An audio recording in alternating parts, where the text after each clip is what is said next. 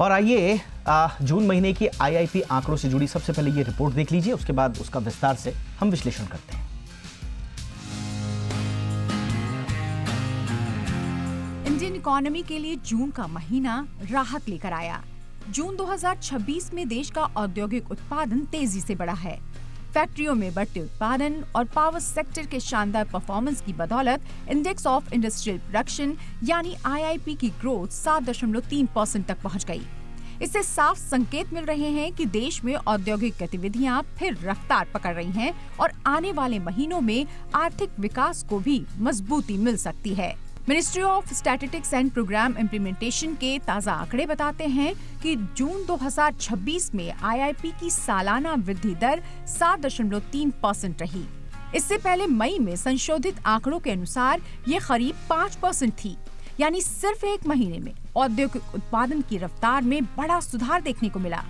औद्योगिक उत्पादन बढ़ाने में सबसे बड़ा योगदान मैन्युफैक्चरिंग सेक्टर का रहा। इस सेक्टर में 7.8% की ग्रोथ दर्ज की गई। मैन्युफैक्चरिंग के 23 में से 19 इंडस्ट्री ग्रुप में सालाना आधार पर बढ़ोतरी दर्ज की गई। इलेक्ट्रिकल इक्विपमेंट सेक्टर सबसे आगे रहा। इसमें 34% की शानदार ग्रोथ हुई। Switch gear, circuit breaker, UPS, solid state drive और ऑप्टिकल फाइबर कनेक्टर की मांग बढ़ने से ये तेजी आई है। इसके बाद मोटर व्हीकल, ट्रेलर और सेमी ट्रेलर सेक्टर में 17.5% की बढ़ोतरी हुई। ऑटो पार्ट्स, पैसेंजर कार और कमर्शियल व्हीकल्स की मजबूत मांग इसका बड़ा कारण रही। फूड प्रोडक्ट सेक्टर भी 10.8% बढ़ा। इसमें चाय, नॉन बासमती चावल और स्टार्च का अहम योगदान रहा। तो वहीं देश में बिजली और गैस सप्लाई सेक्टर का प्रदर्शन भी शानदार रहा। इस क्षेत्र में 10.6% की वृद्धि दर्ज की गई, जिससे उद्योगों को बेहतर ऊर्जा आपूर्ति मिली। तो वहीं इस्तेमाल के आधार पर देखें तो कैपिटल गुड्स में सबसे ज्यादा 14.2% की ग्रोथ दर्ज की गई। इंटरमीडिएट गुड्स 9.3%, कंज्यूमर ड्यूरेबल्स 7.7% और इंफ्रास्ट्रक्चर कंस्ट्रक्शन गुड्स 7.5% बढ़े। वहीं प्राइमरी गुड्स और कंज्यूमर नॉन ड्यूरेबल्स दोनों में 4.9% की बढ़ोतरी हुई। कुल आईआईपी ग्रोथ में सबसे बड़ा योगदान इंटरमीडिएट गुड्स, प्राइमरी गुड्स और कैपिटल गुड्स का रहा। औद्योगिक उत्पादन में ये तेजी देश की आर्थिक मजबूती का संकेत है और मैन्युफैक्चरिंग, बिजली और इंफ्रास्ट्रक्चर सेक्टर इसी तरह अच्छा प्रदर्शन करते रहे तो आने वाले महीनों में रोजगार, निवेश और आर्थिक विकास को भी नया बल मिलेगा। सो अलग। Bureau report, Zee media. हमारे साथ जुड़ चुके हैं DK Shrivastava sir, chief policy adviser है ईवाई इंडिया के। बहुत बहुत स्वागत है डॉक्टर श्रीवास्तव सर आपका। सर, रिकॉर्ड तोड़ बढ़त देखने को मिल रही है 23 महीने के उच्चतम स्तर 7.3 पर, क्या संकेत सर? इसमें तो कोई शक नहीं कि ये बहुत इम्प्रेसिव ग्रोथ है और इस ग्रोथ को एनालाइज करने में एक बात समझ में आती है कि यह संतुलित ग्रोथ है। और जो आईआईपी का डेटा है वो दो तरह से दिया जाता है। एक इंडस्ट्री बेस्ड क्लासिफिकेशन है जिसमें कि mining, quarrying, manufacturing, electricity, water supply, इस तरह से सेक्टोरल डिवीजन होता है। एक यूज बेस्ड क्लासिफिकेशन दिया जाता है जिसमें कि primary goods, capital goods, intermediate goods, consumer durables, non durables, इस तरह का डेटा दिया जाता है। दोनों दृष्टियों से देखा जाए तो ये जो समृद्धि दिखलाई पड़ी है जून के महीने में, ये संतुलित है और मतलब बैलेंस्ड है। इसके कारण ऐसा लगता है कि ये शायद थोड़ा लास्ट करेगी। अब खास बात इसके कंपोनेंट्स में देखा जाए और इंडस्ट्री बेस्ड क्लासिफिकेशन को देखा जाए तो मैन्युफैक्चरिंग सेक्टर, जिसका वेट इस आईआईपी में 76.1% है, उसकी ग्रोथ अपने आप में 7.8% हुई है। तो उसका बहुत श्रेय जाता है ओवरऑल इंडेक्स को 7% से ऊपर रखने में। फिर उसको सपोर्ट और भी मिला है इलेक्ट्रिसिटी, गैस और गैस सप्लाई की ग्रोथ उससे भी ज़्यादा 10.6% हुई है। वाटर सप्लाई, जिसका वेट काफ़ी कम है, उसका थोड़ा कम है 6.1% पर। माइनिंग एंड क्वेरिंग का वेट करीब 11% है, लेकिन उसमें जो ग्रोथ है वो पहले कॉन्ट्रैक्शन में चल रहा था, मई के महीने में कॉन्ट्रैक्शन था। अब वो पॉजिटिव हो गई है।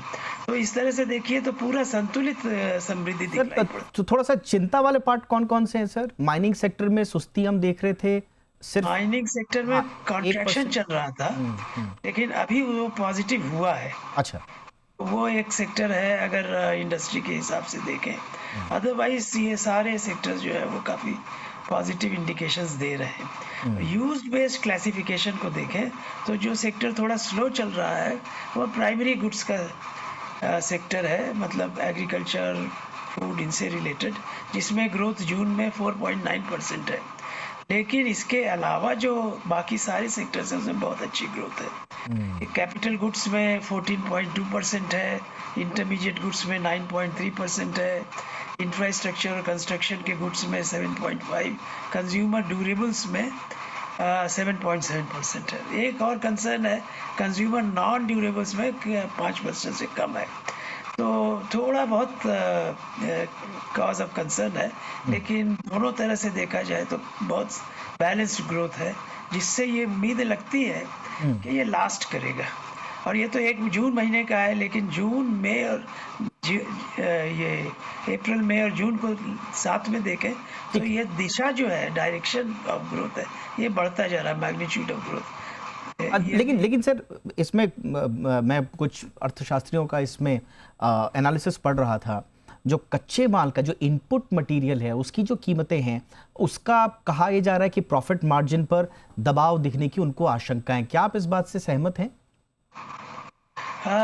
जो सप्लाई चेन के इश्यूज हैं, पर्टिकुलरली जो मिडिल इसमें जो कुछ कॉन्फ्लिक्ट चल रही है, तो वो इश्यूज अपनी जगह है। फिर भी जून के महीने में क्रूड की प्राइस 80 के आसपास पहुंच गई थी गिर करके, तो उसका भी फायदा हुआ है। लेकिन ये समस्या अगर सुलझी नहीं जल्दी तो इसमें कोई शक नहीं कि प्रॉफिट मार्जिन्स कम होंगे, जिसका असर इन्वेस्टमेंट पर पड़ेगा। तो जो कि ओवरऑल जीडीपी ग्रोथ को असर करेगा, तो वो एक कॉज ऑफ कंसर्न है। लेकिन जो 2-3 चीज़ें और जो पॉजिटिव साइड में दिखलाई पड़ती हैं, एक तो ये है कि एक्सपोर्ट ग्रोथ मर्चेंडाइज गुड्स की वो 15.5% के आसपास है, जो कि बहुत पॉजिटिव है। और जहाँ तक कि डिमांड का सवाल है, तो हम लोग जब कंज्यूमर ड्यूरेबल का डिमांड देखते हैं तो 7.7% है। और डिमांड के स्रोत में गवर्नमेंट ऑफ इंडिया ने जो पहली तिमाही में FY27 के जो खर्चे किए हैं, उसमें रेवेन्यू एक्सपेंडिचर करीब 21% के आसपास ग्रो किया है। 7.7 से सर ये अर्बन डिमांड है। जो रूरल बाजारों में जो मांग है उसमें थोड़ी सुस्ती देख रहे हैं सर। तो आपको लगता है कि इसमें कोई चिंता करने की बात है? रूरल डिमांड थोड़ी स्लो है, लेकिन ये प्राइवेट डिमांड और गवर्नमेंट डिमांड दोनों जो है इस समय पंप प्राइमिंग कर रहे हैं, क्योंकि गवर्नमेंट ने काफ़ी फ्रंट लोडिंग किया है अपने खर्चे को बढ़ाने में। Revenue expenditure government of India का 21% के आसपास से ग्रो किया है, और कैपिटल एक्सपेंडिचर जो बहुत ही कम हो गया था पिछले वित्तीय वर्ष में, वो भी बढ़ करके करीब 14% हो गया। तो गवर्नमेंट जो है डिमांड को पुश कर रही है, स्टिमुलेट कर रही है, और इसके कारण, इस फिस्कल स्टिमुलस के कारण जो है वो ये अच्छे संकेत दिखलाई पड़ रहे हैं। ओके सर, मेरा एक आखिरी सवाल रहेगा जी। मेरा एक आखिरी सवाल रहेगा सर कि ओवरऑल जो ग्लोबल सिचुएशन जो चल रही है, और मौसम के बारे में बहुत ज़्यादा अनिश्चितताएं पहले भी थी, अभी भी कुछ कहा नहीं जा सकता।